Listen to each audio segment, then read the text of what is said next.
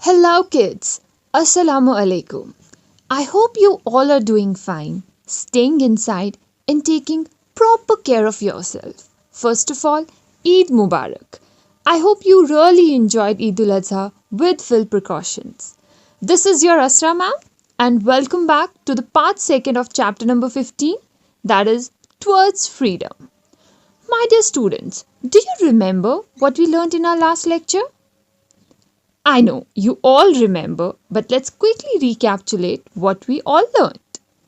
We learned about British East India Company in our last lecture. They became the most powerful among all the traders in India by establishing the East India Company. They bought goods at low prices from India and sold these abroad at very high prices. Gradually, British East India Company took control over India, and that's exactly what led to discontentment among the Indians.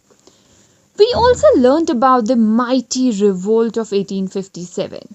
I hope you all remember that it's also known as Sepoy Mutiny or the First War of Independence. We did learn about how and why Revolt of 1857 took place. And today we will learn more about what happened after Revolt of 1857. So in today's lecture, we will discuss about after the revolt of 1857, we'll discuss about social and religious reformers, and we'll discuss about rise of nationalism in India. As you can see in the picture, the revolt of 1857, also known as the First War of Independence, was suppressed by the British. What I mean by that is British won the revolt of 1857. The revolt was not successful for India due to various reasons. It was not supported by all the Indians, and the Indian soldiers did not have sufficient money and weapons, while the British soldiers had modern weapons. The revolt of 1857 got confined to some of the Indian states. It did not spread to all parts of India what they had already thought of.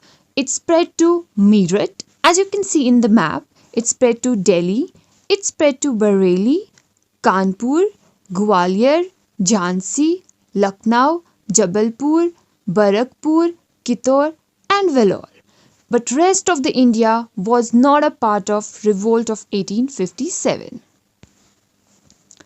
The revolt was not organized properly by Indians. British soldiers were well equipped with modern weapons and were very well organized.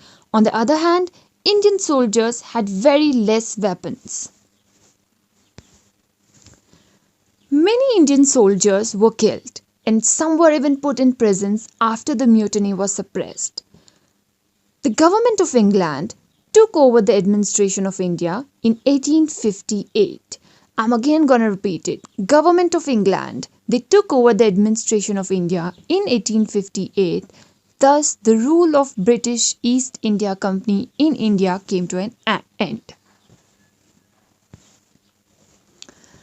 The government of England also allowed the Indian princes to rule over the territories under their control. In 1877, Queen Victoria, we all might have heard about her. Yes, she was the Queen of England, was given the title of the Empress of India.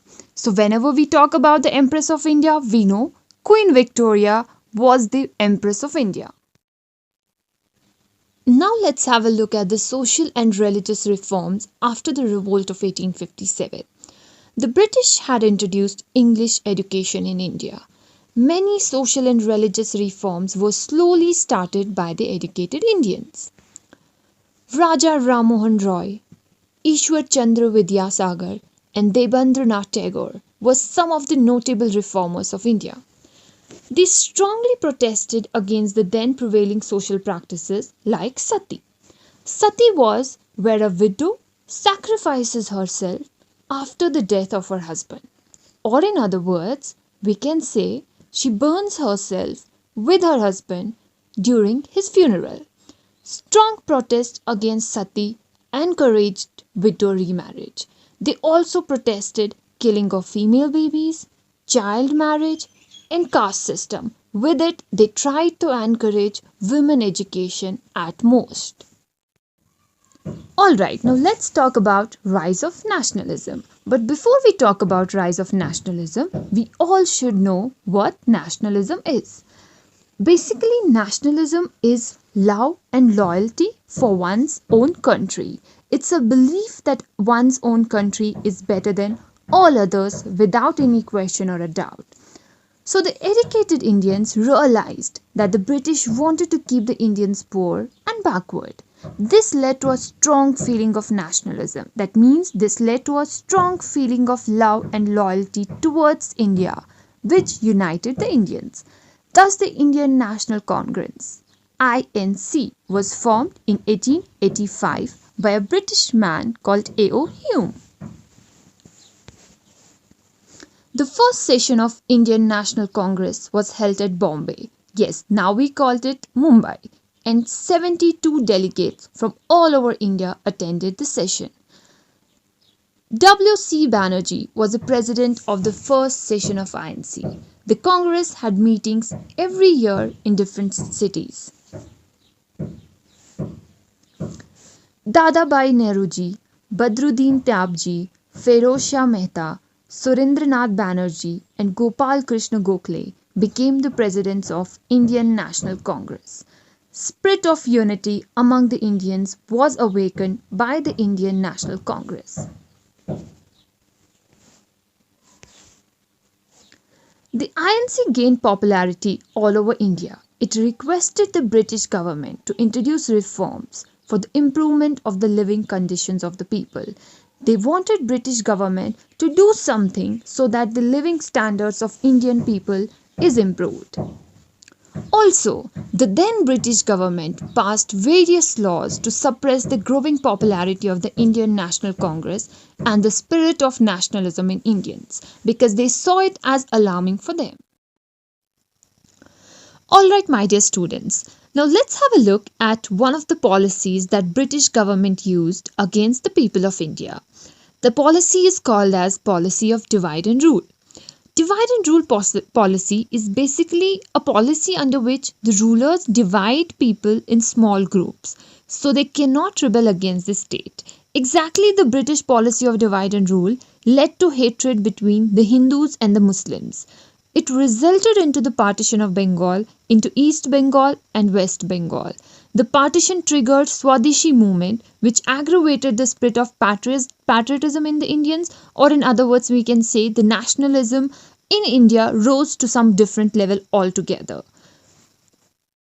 So kids, that was all for the lecture today. Now let's quickly highlight the points that we learnt.